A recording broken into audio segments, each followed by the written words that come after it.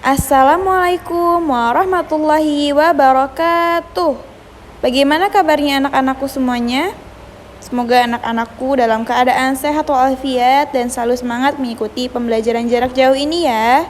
Di pagi hari ini, sebelum kita memulai pembelajaran, kita membaca doa bersama-sama. Wahid isnain salasah. A'udzu billahi minasyaitonir rajim. Bismillahirrahmanirrahim. Allahumma anfa'ni ma 'allamtani wa 'allimni ma yanfa'uni wa zidni ilman. Di pagi hari yang cerah ini, insya Allah kita akan belajar Sirah Nabawiyah. Nah, kita sudah masuk ke pelajaran 2, mempelajari kisah teladan Nabi Muhammad. Yang pertama akan kita pelajari yaitu kisah peristiwa sebelum kelahiran Nabi Muhammad. Yuk disimak baik-baik ya video Mudarisah. Kisah ini disebutkan di Al-Quran, surat Al-Fil ayat 1 hingga ayat ke-5. Kisah ini menceritakan tentang gagalnya penyerangan pasukan bergajah yang ingin menghancurkan Ka'bah. Dalam kisah ini, Allah memberikan pelajaran bagi kita tentang akibat seseorang yang sombong dan merasa dapat melawan kekuasaan Allah. Peristiwa luar biasa ini terjadi sekitar tahun 571 Masehi di kota Mekah yang bertepatan dengan tahun kelahiran Nabi Muhammad Sallallahu Alaihi Wasallam. Kota Mekah ramai dikunjungi masyarakat karena letaknya yang strategis, berada pada jalur perdagangan di Hijaz. Terlebih lagi, setiap hari banyaknya pengunjung yang mendatangi Ka'bah. Hal itu membuat kota Mekah semakin ramai.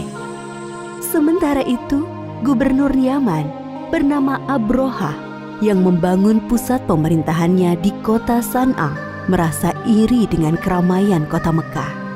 Ia berpikir bagaimana caranya agar kota San'a lebih ramai dari kota Mekah. Abroha memiliki ide untuk membangun gereja yang megah.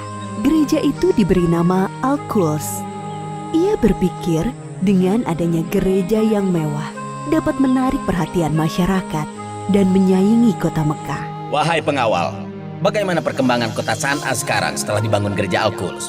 Apakah lebih ramai dari kota Mekah? Maaf tuanku, walaupun kita sudah membangun gereja yang megah, orang-orang tetap ramai mengunjungi Ka'bah. Apa? Baiklah kalau begitu. Kita akan hancurkan Ka'bah. Siapkan pasukan yang besar. Besok kita berangkat menuju Mekah. Siap tuanku. Keesokan harinya, Abroha bersama para prajurit bersiap untuk menyerang Ka'bah. Mereka menggunakan gajah untuk mengangkut segala peralatan perangnya. Sesampainya di perbatasan Mekah, pasukan Abroha melakukan aksi perampasan. Mereka merampas harta benda dan hewan peliharaan penduduk Mekah, termasuk unta-unta milik Abdul Muthalib. Abdul Muthalib adalah kakek Nabi Muhammad, sekaligus orang yang diberi kepercayaan sebagai juru kunci dan menjaga Ka'bah. Wahai saudaraku, Abdul Muthalib, ada hal buruk yang ingin aku sampaikan kepadamu. Ada apa, wahai saudaraku? Kenapa nafasmu tersengal-sengal? Ada seorang bernama Abraha. Ia datang dari Yaman bersama pasukan yang besar. Mereka mengendarai gajah dan merampas harta serta hewan peliharaan penduduk, termasuk 200 ekor unta-unta milikmu. Mendengar hal itu, Abdul Muthalib bergegas menuju tempat Abroha dan pasukannya untuk menanyakan kebenaran kabar itu. Wahai Abraha, apa tujuan Tuan datang kemari dengan membawa pasukan yang besar ini? Aku datang ingin menghancurkan Ka'bah. Ka'bah telah membuat orang-orang tidak mau mengunjungi kotaku San'a. Padahal kami telah membangun gereja yang megah dan lebih indah dari Ka'bah. Lalu, apa maksud kedatanganmu kemari, wahai kakek tua? Saya minta Tuan mengembalikan 200 unta-unta saya. Jadi, kamu tidak berniat untuk menghalangiku menghancurkan Ka'bah, wahai kakek tua? Saya hanya memiliki unta, sedangkan Ka'bah bukan kepunyaan saya. Ada Tuhan yang menjaganya. Baiklah, aku akan mengembalikan unta-untamu. Sekarang pergilah wahai kakek tua. Jangan halangi aku dan pasukanku. Abdul Muthalib kembali ke rumahnya. Kedatangannya sudah ditunggu oleh para penduduk. Abdul Muthalib menceritakan tujuan Abrohah datang ke Mekah. Tidak lain adalah untuk menghancurkan Ka'bah. Lalu sekarang apa yang harus kita lakukan, wahai Abdul Muthalib? Sementara ini kita mengungsi ke bukit sampai keadaan kota Mekah aman kembali. Baiklah, kami akan segera berkemas-kemas. Abdul Muthalib dan para penduduk mengosongkan kota Mekah.